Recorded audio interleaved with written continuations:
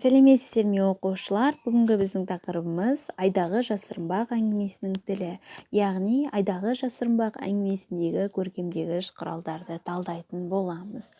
Ол үшін біз осы оқу жылында өткен көркемдегіш құралдарды есімізге түсірейік. Оқулықтарыңыздың 36-шы бетінде перифразаның ережесі бар. Перифразаның және сіздердің ол қазақ тілі кітаптарыңыздың 70-ші бетінде бар. Ашып қарасаңыздар болады. Қазір менде ашып қарасақ уақыт алады. Және сонымен қатар эпитеттің анықтамасы бар 81-ші бетте.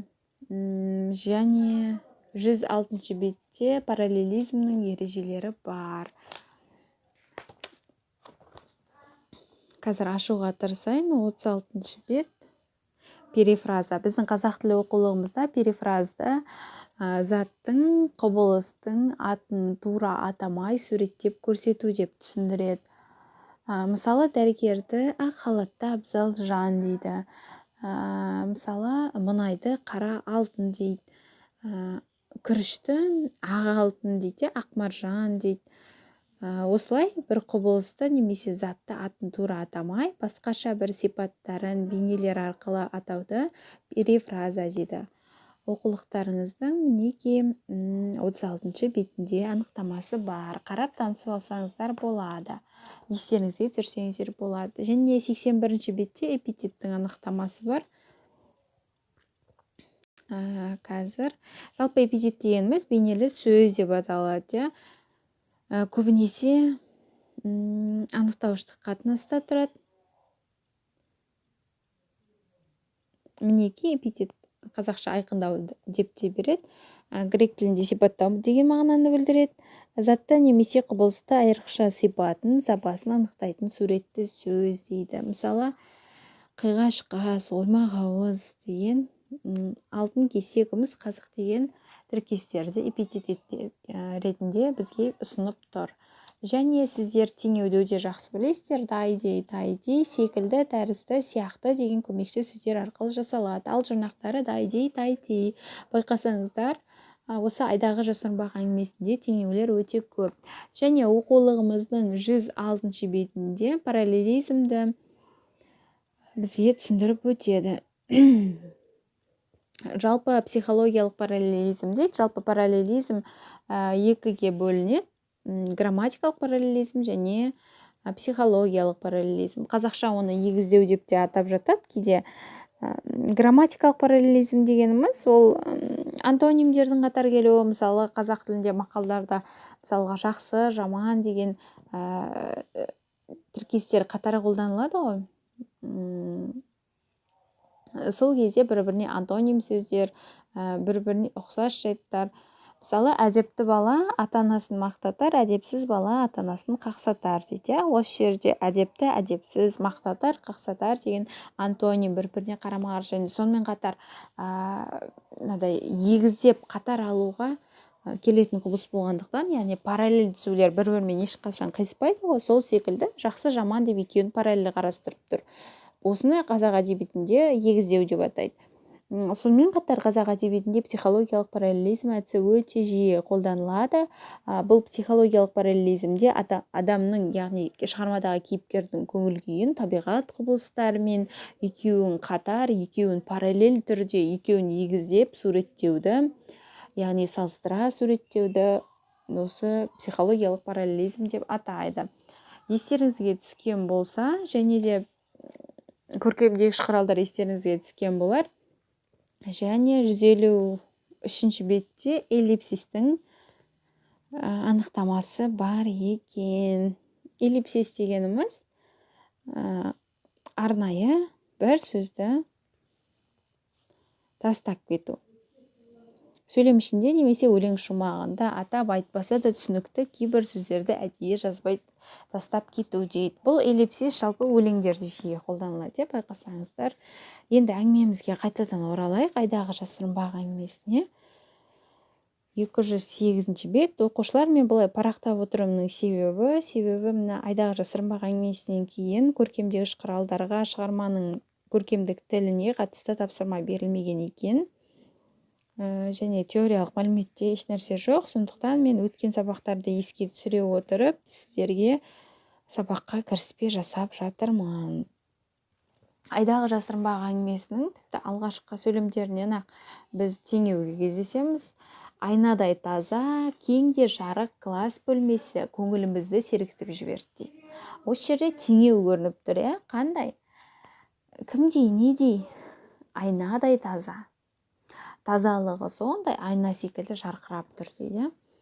Теңеу болады бұл көркемдегіш құралдардың ішінде. Және де мына суретте көріп тұрғандарыңыздай мергеннің айға шеккен сапарын суреттеген кезде сол жерін баяндаған жерде айдың пейзажы кездеседі. Байқаған болсаңыздар, ай бетінде деген сөйлем бар ғой, көрдіңіздер ме? Ай бетінде табан тіреуге жақын қалғанымызда қараңғы дүниеден тенеміз түршікті. Өзіміз тани білетін дауыл мұхиты, жаңбырлар теңізі, дағдарыс теңізі делінетін сусыз ойпаттар мен аттары есімізде жоқ жыпырлаған қазаншұңқырлар қарайып көзге шалын. Дала шамдары жымыңдамады. Қолшам тәрізденіп көз қарықтырып тұр. Бұл ең бірінші осы айға келгендегі айдың бейнесін, яғни табиғат бейнесін суреттеп тұр. Бұл жерде бұл пейзаждың ішінде неше түрлі көркемдегіш құралдары бар. Байқампаз оқушылар болса бірден байқаған шығар. Мысалы, қала шамдары жымыңдамады дейді. Қала шамдары деп отырғаны көшедегі шамдар, жымыңдамады дейді. Мысалы, бір кешкі уақытта түнгі мезгілде жолда келе жатырсақ, бір елді мекенге немесе бір қалаға жақындаған кезде шамдар көріне бастайды. Әртүрлі жарықтар, көшедегі шамдар кәдімгідей жымыңдап көріне бастайды. Сол көрінген кезде бір жерге келдік, немесе ауылға, немесе қаламызға жақындадық деп біз қуанамыз, сол жымыңдап бізге қарағандай болады. Ал бұл айда өйтіп жымыңдап бір өте жанға жылы ұшырасып, сондай күшті болып қуантпайды екен. Жымыңдамады дейді. Негізі жымыңдау дейтін кімге қолданылатын тіркес? Кімнің іс-әрекеті? Жымыңдау әрине адамның іс-әрекеті. Сонда бұл жерде жансыз нәрсеге адамның іс-әрекетін телу, яғни жансыз нәрсеге жан бітіріп суреттеуде не деп айтатын еді? Есімізге түсіріп көрейікші. Пейзаж деп атайды. Пейзаждың ішіндегі кейіптеу деп атайды, яғни жансыз нәрсеге кейіп беріп, оны жанды құбылыс ретінде іс-әрекет жасатып, оған жан бітіруді кейіптеу деп атайтын еді. Ары қарай тағы да талдайтын болсақ, оқулығымыздың келесі бетінде бірнеше өте көп, бұл айдың пейзажы бұл шығармада өте көп, және теңеулер де, көркемдік құралдардың неше түрі бар. Мысалы, мына жерде айналаның бәрі бейне бір күл шаңының астында қалғандай көңіл құлазытады дейді. Осы жерде дай деген теңеуді байқаған болсаңыздар, теңеуді бірден тауып отырсыздар. Бейне бір күл шаңының астында қалғандай дегеніміз теңеу. Яғни күл басып қалғандай, шаң басып қалғандай, сондай адамның көңіл күйін түсіретіндей қорқынышты деп те айтуға болады. Одан кейінгі сөйлемде тағы да көркемдік құрал бар, байқасаңыздар. Тіршіліксіздіктің нағыз көрмесі де сонда екен. Осы жерде көрмесі деген сөз тура мағынасында ма, қалай ойлайсыздар? Тіршіліксіздіктің нағыз көрмесі де сонда екен дейді. Бұл жерде бұл көрмесі деп отырғанымыз перифраза. Яғни тіршіліксіздіктің, яғни тіршілік жоқтықтың нағыз бейнесі, немесе нағыз үлгісі деуге де болады. Ал бірақ көрмесі деп, көрме дегеніміз ярмарка ғой, мысалға қолөнер көрмесі, суретшілер көрмесі деген секілді, бәрі самсап, жайнап тұрады, барлығын көруге болады.